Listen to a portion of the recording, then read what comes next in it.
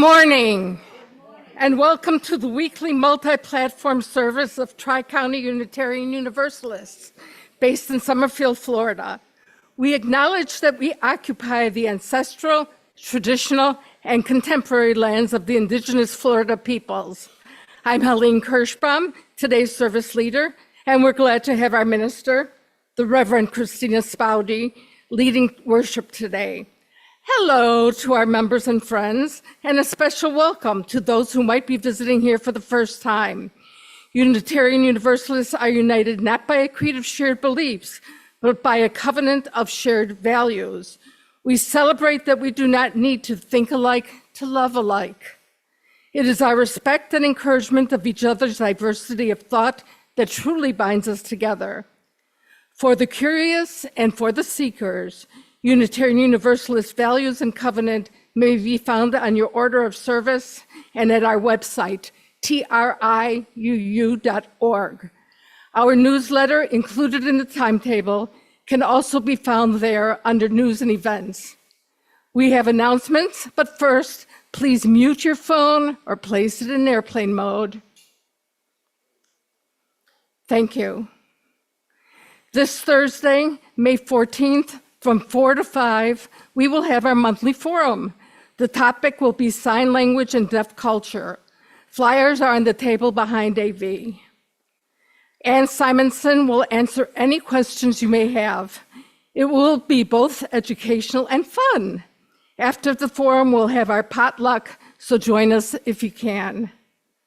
Tri-UU has a new member, Marie Turner, from the Ocala area, who's very eager to be with us and was able to today, thankfully, but does not have access to transportation.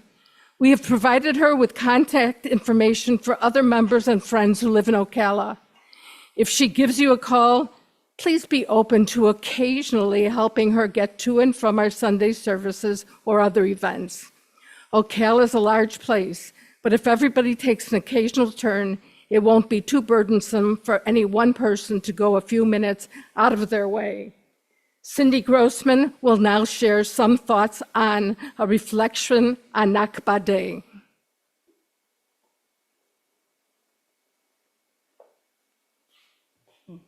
Good morning.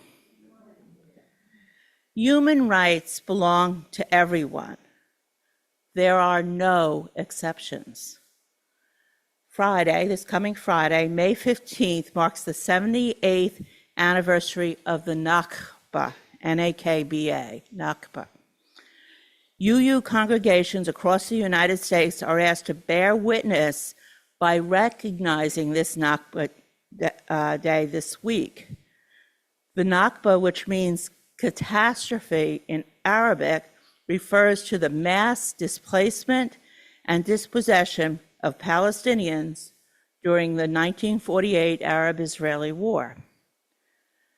Before the Nakba, Palestine was a multi-ethnic and multicultural society. However, the conflict between Arabs and Jews intensified in the 1930s, actually, with the increase of Jewish immigration driven by the persecution in Europe and with the Zionist movement aiming to establish a Jewish state in Palestine. Between 1947 and 1949, between 700,000 to 800,000 Palestinians were forcibly removed or fled from their cities and villages during the Nakba.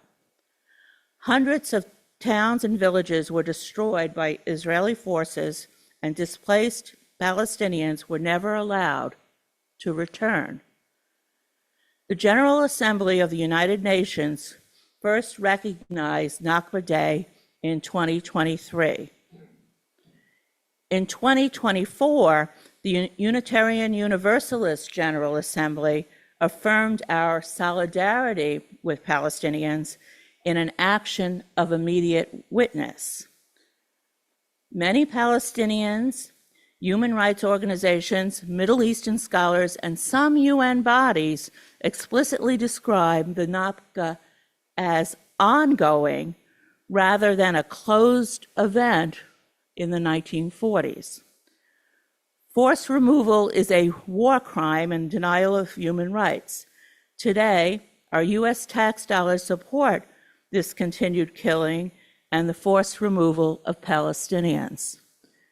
Across Gaza, the West Bank, and now in Lebanon, millions of people continue to be displaced.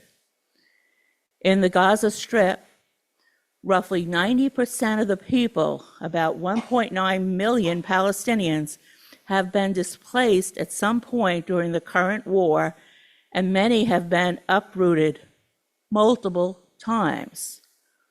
72,000 or so have also died.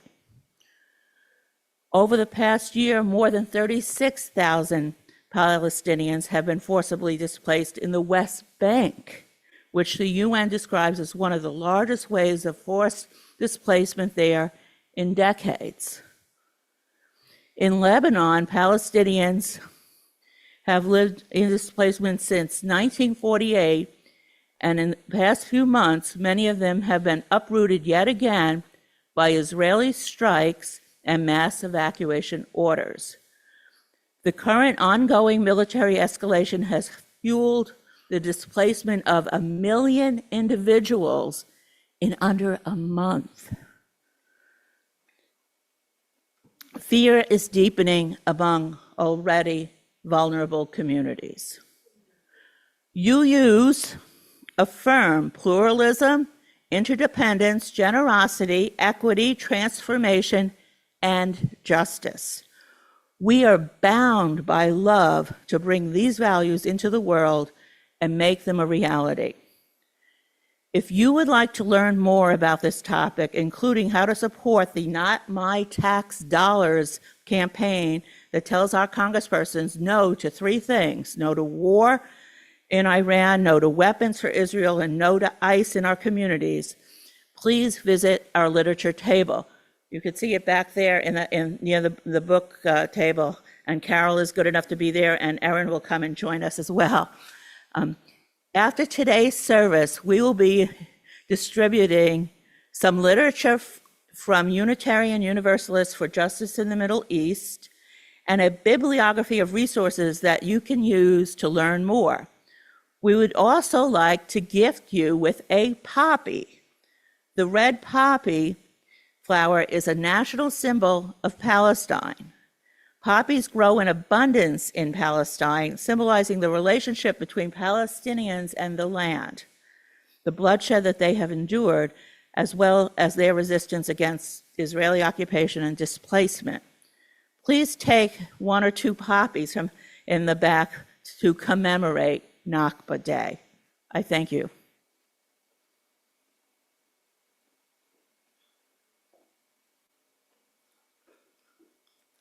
Thank you, Cindy. This concludes our announcements, and as we now begin the service proper, we will recite our mission statement. Please join with your voice as we recite together. We unite in religious community to seek spiritual growth, live with integrity, and serve with compassion. Our chalice keeper today is Nancy Garrison. We invite those of you joining us on Zoom to light your chalice at home.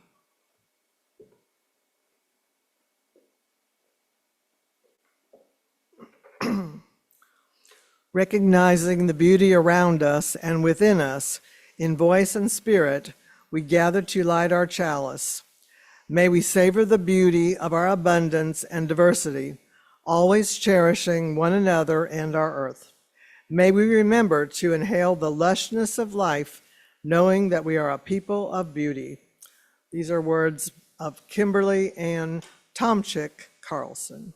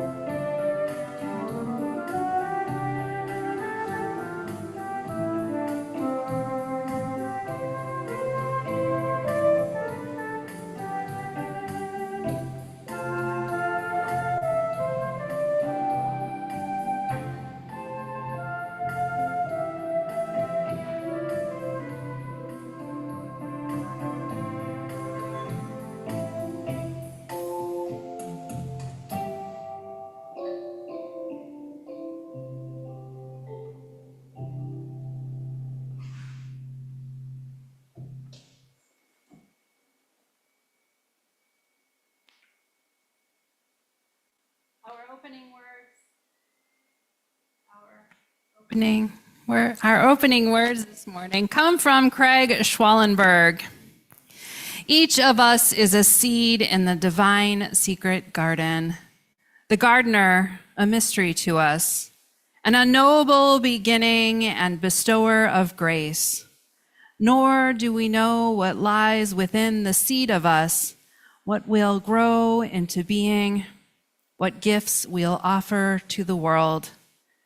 We are unfolding mysteries, flags waiting to unfurl and present our colors to the world. And as we grow, as we stretch toward the sky and sun, fulfilling some plan laid out long before we arrived, we may well wonder, question the mystery of it all, never entirely sure of our purpose, never quite sure of our neighbors growing right beside us. But with all this mystery, all this unknown, we do know this. We know the beauty of it, the beauty of those beside us, beauty around us, below us, and above us, and the beauty within us, waiting to burst free, waiting to be recognized and made real. Each of us is a seed in the divine secret garden. What colors wait within your bud? What scent permeates your yet to be? There are no weeds here, no plants without purpose, even if that purpose may be just to be a part of the beauty and the mystery. Come, let us worship together. If you would please rise and lift your voice in song with me for our opening hymn, For the Beauty of the Earth.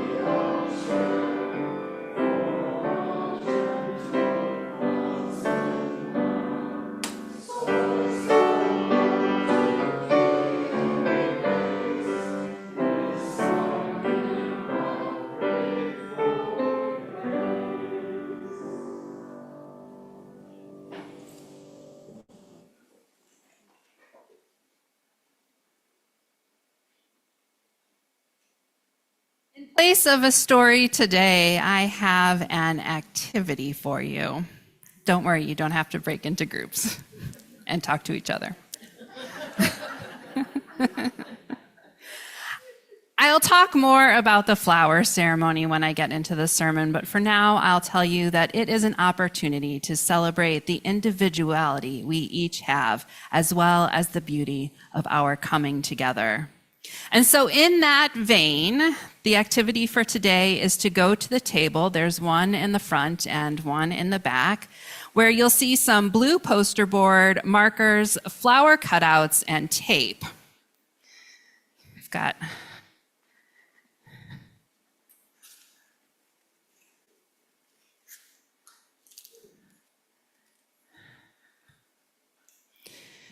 because we are going to pretend that we are children. See, we've got beautiful stems here on our blue poster board and flower cutouts that you can use like this. All right, so what I would like you to do is to go and pick out a flower cutout that you'd like and to write on that flower something that you will commit to doing this year in service of this congregation. Maybe you want to spearhead one of the projects that came up on our bingo card that's in the back there, and that's hanging on the bulletin board. Or maybe you want to help out with greeting or commit to doing something else, even just once a month, once a quarter. Let's see here. What else did I have on my list?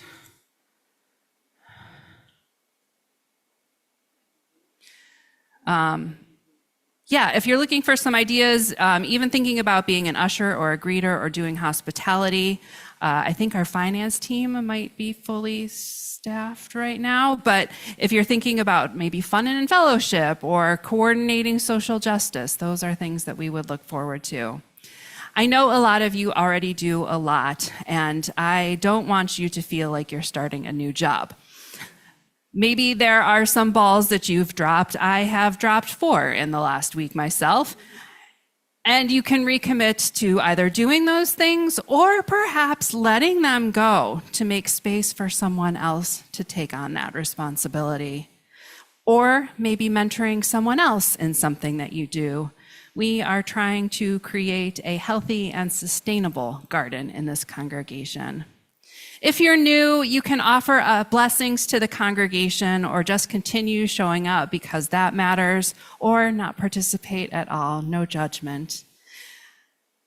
If you are on Zoom, you can email me at tryuurev@gmail.com, or you can put into the Zoom chat something that you would like on a flower. We've got some folks who have been voluntold to help make sure that gets on the poster board for you. Or if you're going to be in the church sometime and want to fill out a flower yourself, you are welcome to do that as well. Tom is going to play some music for us during this time.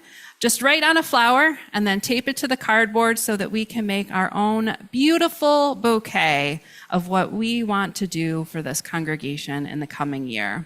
You don't need to write your name, but I will be hanging these up somewhere because I am a childless mom who hangs people's art on the fridge for everyone to see. Everything will be out for anyone who would like to do this after the service too. Go ahead. I'm going to give you about 5 minutes.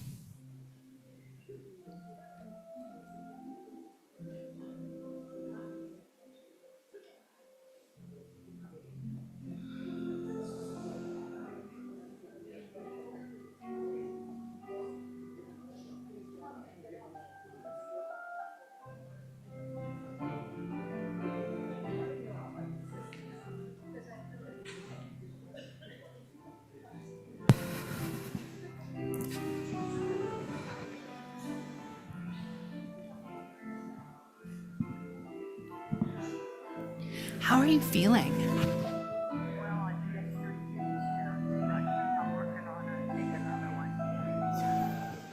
Honey, I tried to call. I thought I left.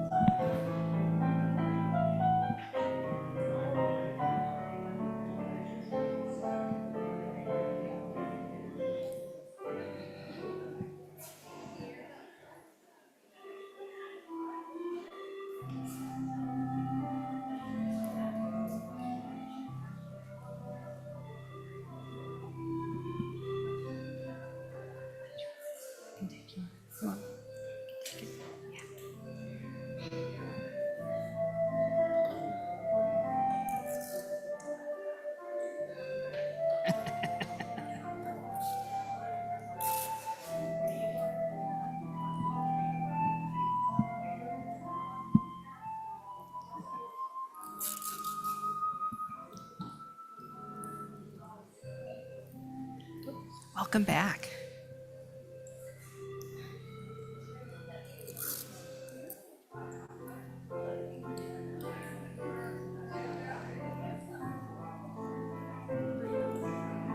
Thank you.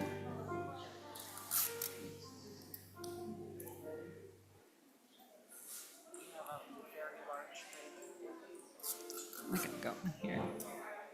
We're just gonna go here.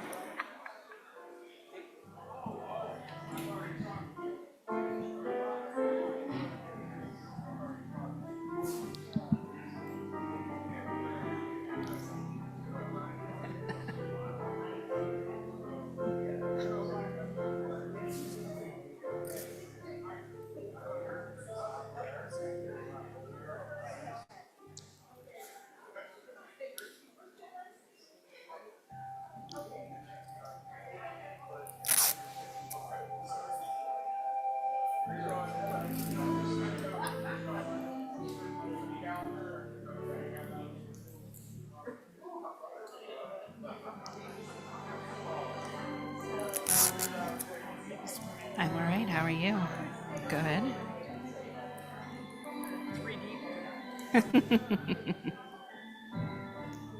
Be the fanciest flower on there. You don't have to, but you can. If you did, it's fine. It's okay.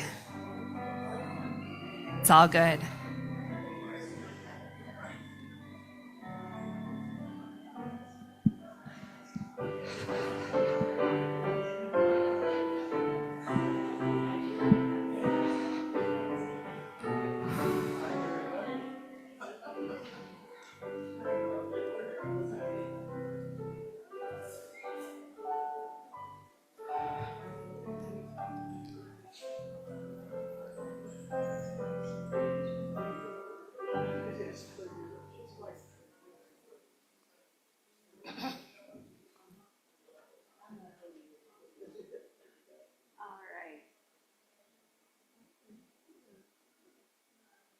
If you are still working, please go ahead and do that. And if you haven't already done it, you are welcome to get up anytime during the service and fill out a flower.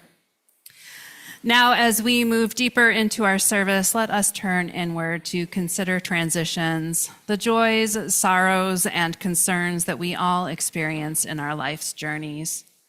Before we go further, I wanted to share that Doris Palett passed away on Thursday. She was attended at the time by Kathy Coffey. I know Doris was well loved in this congregation. I have reached out to her son, Barry, and about condolences and about a service that he was talking about before. I'm waiting to hear back. We'll share more information when we have it. Now there are 3 bowls of stones of different colors representing the gratitude of joy, the grief of sorrow, and whatever feeling you're having related to your concerns. After those present have placed stones in the water, our ushers will place stones from each of the bowls into the water on behalf of those who are not present with us in the building and those who have chosen not to or who are unable to come forward. Those online are invited to type into the chat to express what is in your heart. When all the stones have been mingled in the water, we will take a moment for silent meditation or prayer. You may now come forward.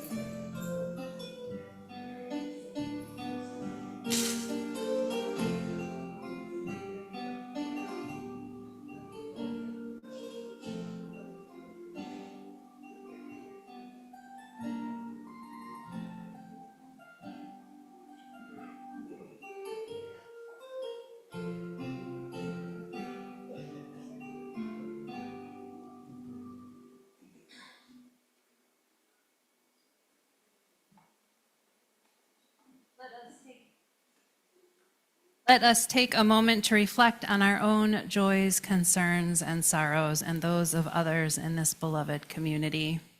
The chimes will bring us back into this space, and then we will sing our responsive hymn this month, Spirit of Life.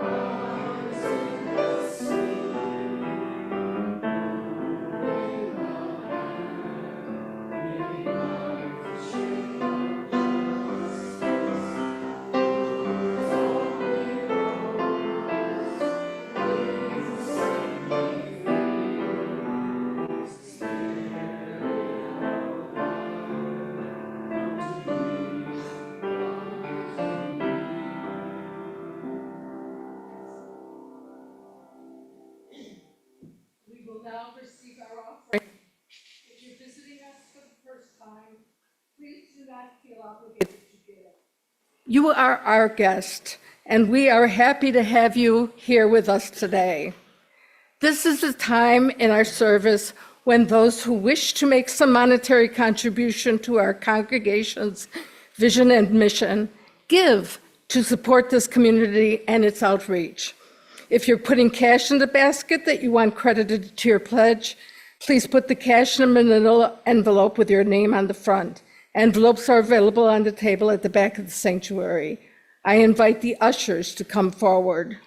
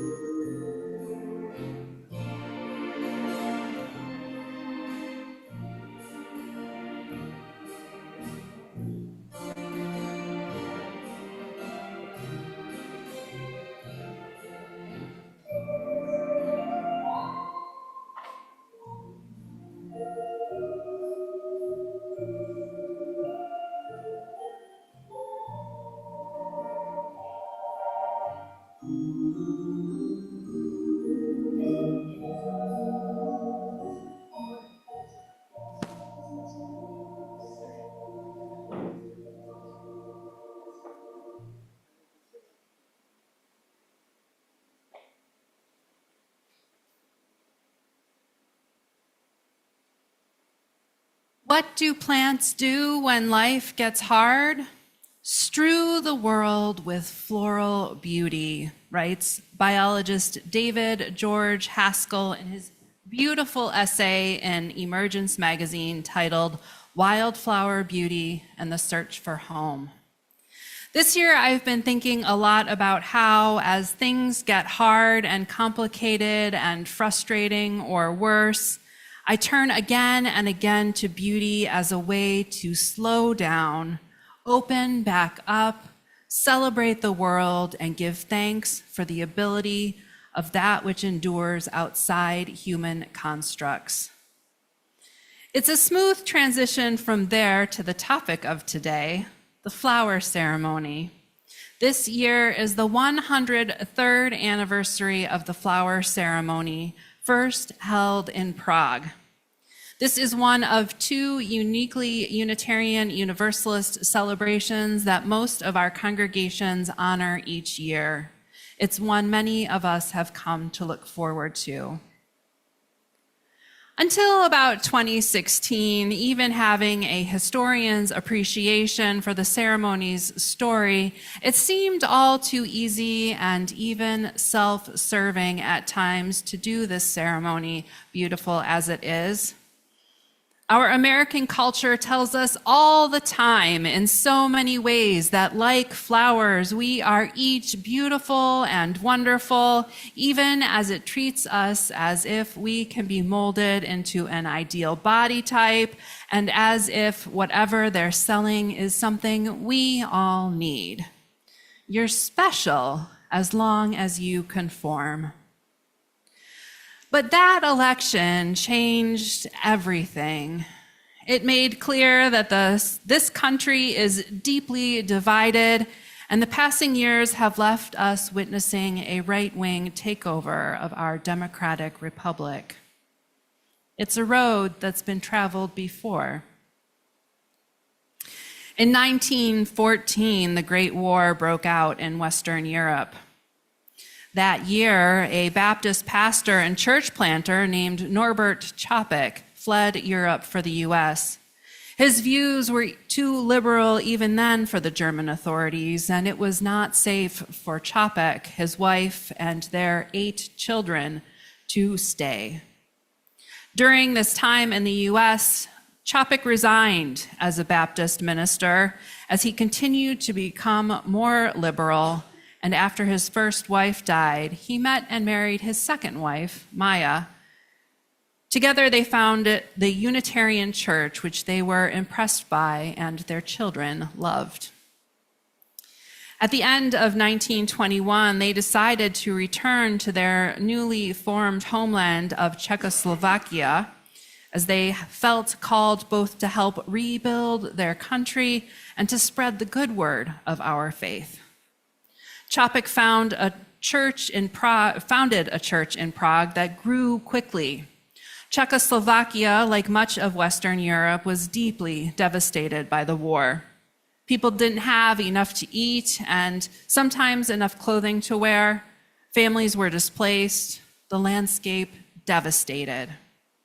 Many people left the Catholic Church, which was the most common there. Chopik transformed the look and feel of his new congregation to make it even more distinct. No robes or vestments, long sermons that people connected with, and different music. While people connected with the faith itself, they were not as connected with each other. So he wanted to create a ritual that would facilitate that while giving them meaning and beauty and hope in their hardships. He had an idea. Each person was asked to bring a flower or budding branch with them to church the following Sunday.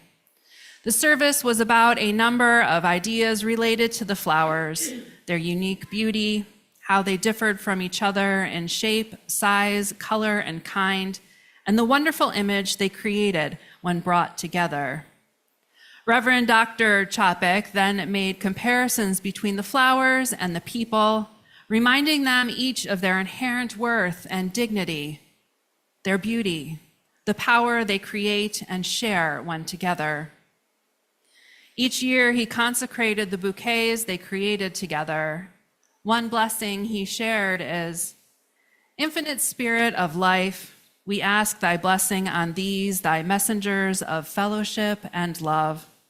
May they remind us, amidst diversities of knowledge and of gifts, to be one in desire and affection and devotion to thy holy will. May they also remind us of the value of comradeship, of doing and sharing alike.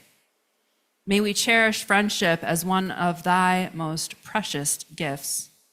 May we not let awareness of each other's talents discourage us or sully our relationship, but may we realize that whatever we can do, great or small, the efforts of all of us are needed to do thy work in this world. The flower ceremony became a ritual of togetherness and hope, and one that brought the community closer together to each other.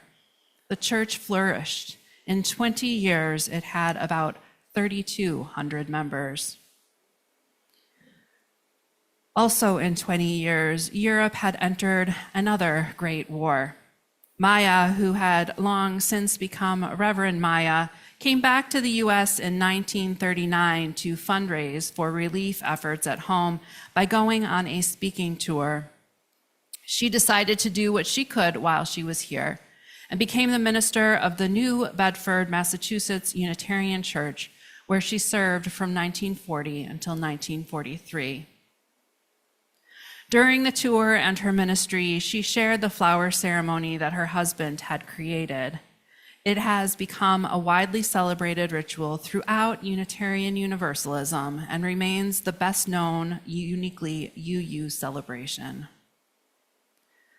Reverend Norbert made the decision to stay home this time when the war broke out. He felt called to remain with his people. In 1941, along with one of his daughters, he was arrested by the Gestapo, and his books, sermons, and other writings were confiscated. He was charged with listening to foreign radio broadcasts, which was a capital offense, and other crimes. But of course, it was our heretical liberal theology that led him to be convicted. Ever a minister, he continued to support others in the camps, inspiring hope and an inner strength and peace through his quiet presence. He spent about a year and a half imprisoned and in concentration camps where he was tortured, and he was gassed to death in Dachau in late 1942. Reverend Maya learned of his death only after the war ended. What Chopik taught us 100 years ago is the truth, that we are, each of us, in every way beautiful. Our colors and hues, our expressions, our sizes and shapes, the way our bodies move and sound, all of it is magic. We are blessings and wonders all on our own. We each shine and bless the world as we are. And that when we come together, and this is an important part, when we gather together, we are even more beautiful. Together we can craft a deeper wholeness we cannot find alone. Together we craft a power we cannot find alone. Together we are better. We need each other, and we belong to each other in the most profound ways. Beauty has been important to humans for a long, long time. The poem Bread and Roses was written by James Oppenheim and published in 1910. Bread and Roses became a rallying cry for striking workers in early 1912, as textile workers across the city of Lawrence, Massachusetts, protested wage reductions, hour reductions, and working conditions. Any of this sound familiar? They sought to make work one facet of the human condition and to remind all that dignity, appreciation, and beauty are all essential to making work and living just.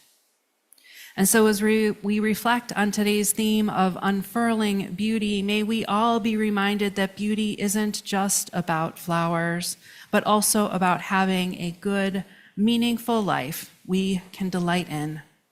In the hubbub of our daily living, of what we experience in the world around us, the routines and schedules we are meant to follow, we can all sometimes forget we only have one life to live.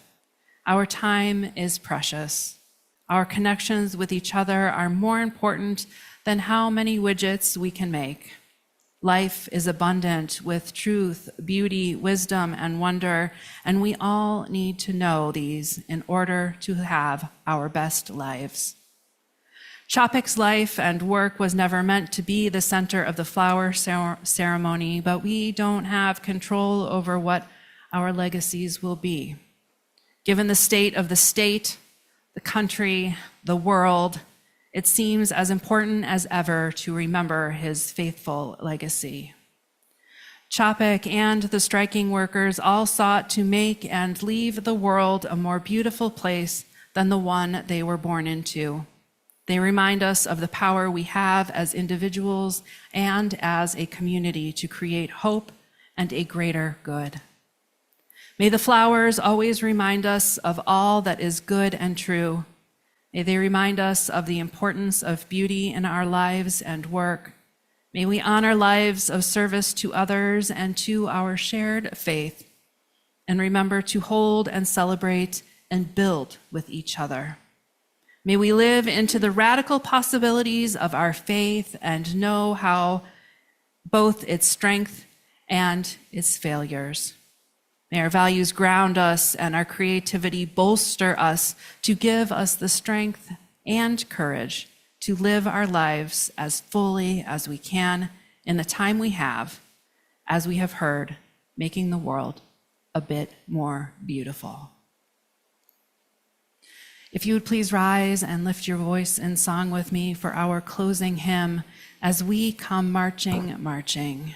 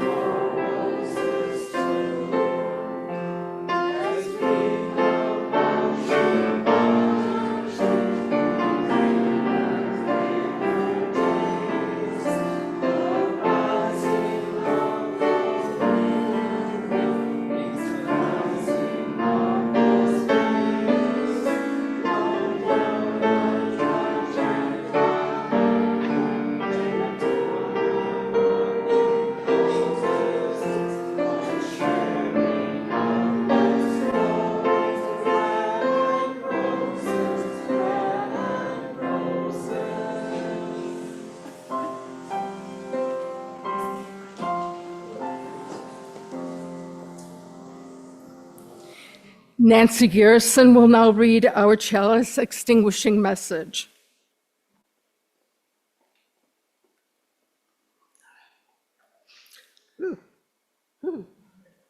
This is a Marilyn Monroe skirt now.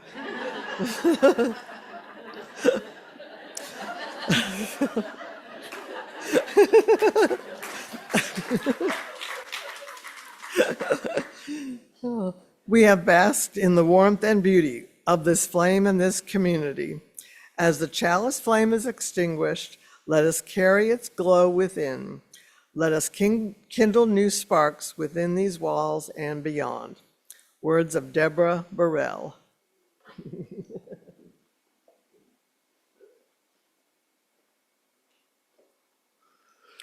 I invite anyone who's just begun to visit with us and who wishes to do so to introduce themselves.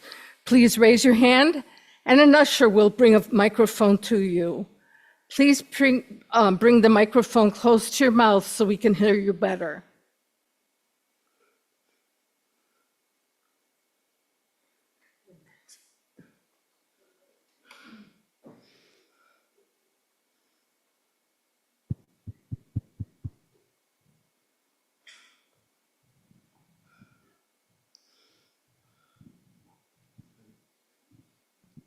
Good morning. Can you hear me? My name's Fred Thornton, 35 years old. Can you hold the mic a little closer? Thank you. It's heavy at 35. I'm a former Hollywood star. You may not recognize me because it was before talkies. But in any case, I'm from Connecticut. I've lived in the Villages for about 6 years. Presently, I'm at Sumter Living, which I call Death Watch, which people get mad at me for. I live in independent living, and my wife is in memory care. I can afford to live there 2 more months, and then I have to die. Because I don't think they take anything other than, unless you want to have the 3rd or 4th collection here, I'm here. But anyway, thank you all for being here, and I think I'm going to enjoy myself. Thank you. Thank you. I'm Kathy Smith. I came here about a year ago when I was thinking about moving to the Villages. I did, the end of April, I did buy a house. And so I'm a UU from U Smyrna Beach. I went there for 15 years, still a member there. So I look forward to getting involved with this group because UUs are great. They really are. Thank you. Anyone else?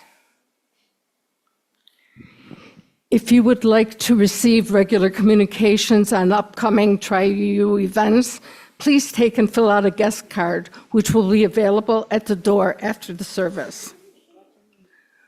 We're interested to hear how you experienced this hybrid worship service and/or what you took away from the sermon. For those of you who are on Zoom, raise your hand to speak or type your comment in the chat box. For those here in the gathering space, please raise your hand. If there's time, Reverend Kristina or I will call on you. Please share your name and keep the microphone close to your mouth so we can hear you better.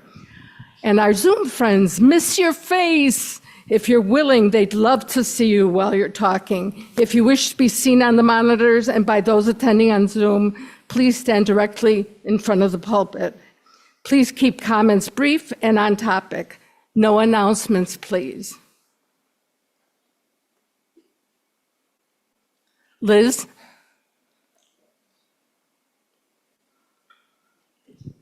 Hi, Liz Purdue.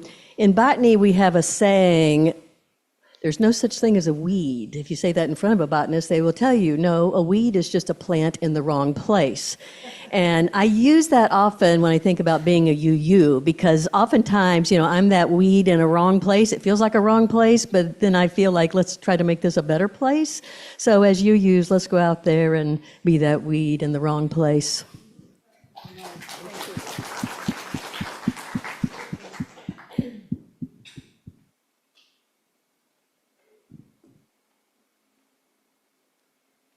Is there anyone online?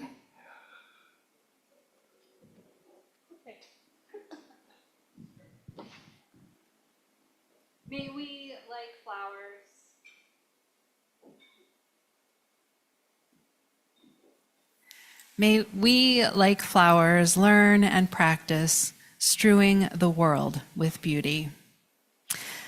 During the postlude, I am going to invite you to actually perform the flower ceremony.